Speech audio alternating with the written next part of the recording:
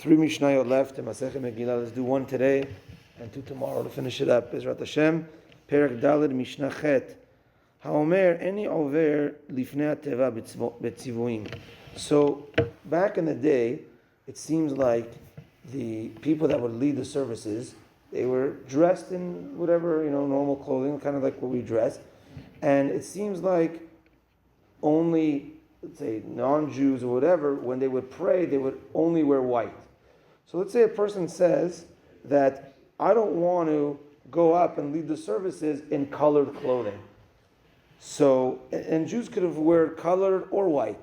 So, I don't want to wear colored clothing.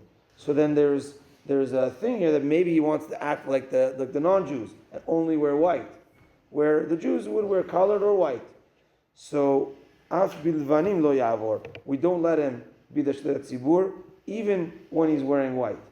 So therefore, it's basically because we're thinking that maybe he wants to play for the other side. He has unfortunately thoughts against Judaism and he wants to pray to something else or whatever it is.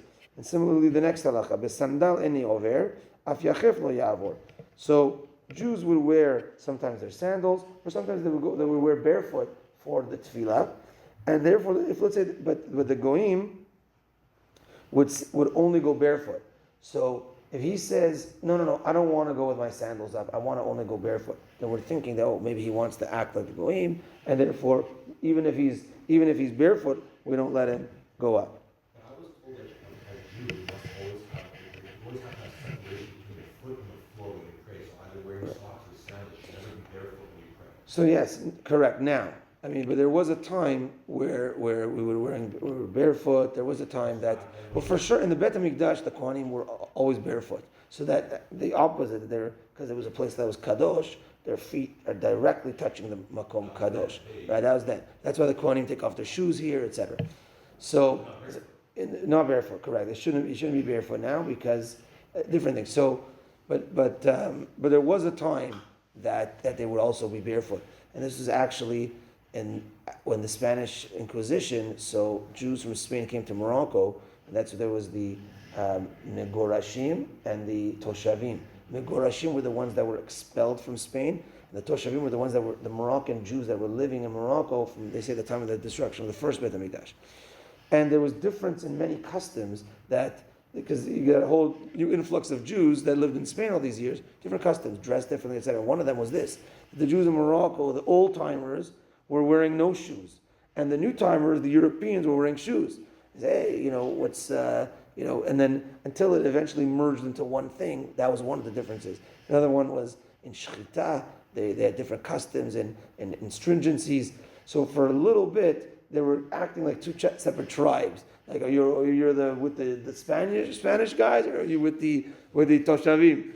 In a way, right? But that kind of merged over time. That was one of the things. The Mishnah continues. How is it tefilato agula? If a person makes his tefillah, here it's talking about the tefilin, round. So that's not supposed to be, as you see, it's supposed to be square. But if a person makes his tefilin round, in addition for not being yotzeh, the Mishnah says sakana ve'en ba mitzvah. En ba mitzvah means it's not the correct way and you do not fulfill the mitzvah like that. But it's also sakana, it's also dangerous. And the Mefarshim explain why is it dangerous.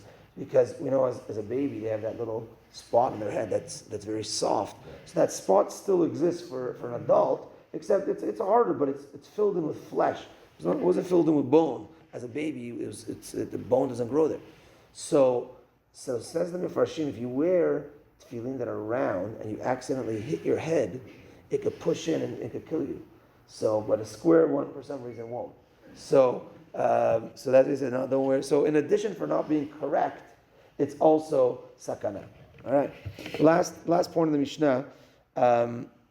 Second last point.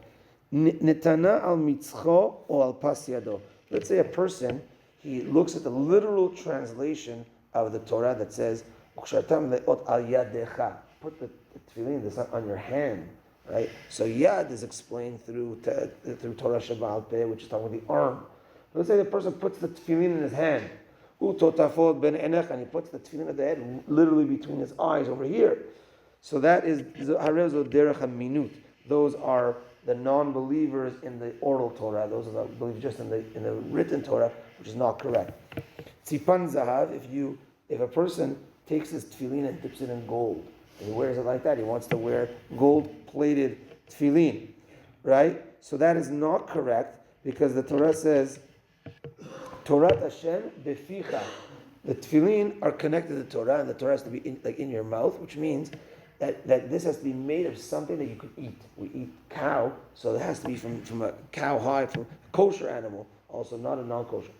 And then also, or let's say a person, he puts the tefillin over his shirt, not on his skin, over his shirt. So that is also, those are from the people that are the outsiders. Those are the full non-believers in the Torah Shabbat Peh, because the Torah here as well says that it has to be lecha leot ayadecha. It has to be for you a sign. For you means on your skin. Others see it, okay, fine, but it primarily has to be for you, and then for others second. But if you're putting it on the outside, you primarily want to show it off. That is not the correct way. Okay, that's Mishnayot. Hopefully we'll do Tet and Yud tomorrow. Baruch Adonai le'olam. Amen ve'amen. Rabbi Chananya ben Akasham Ratzak Baruch Hu lezakot. Et Yisrael Afir Achir Ba'alem Torah Mitzvah Shneimar. Adonai Hafetz. Man Tzidko. Yagdil Torah ve'yadir.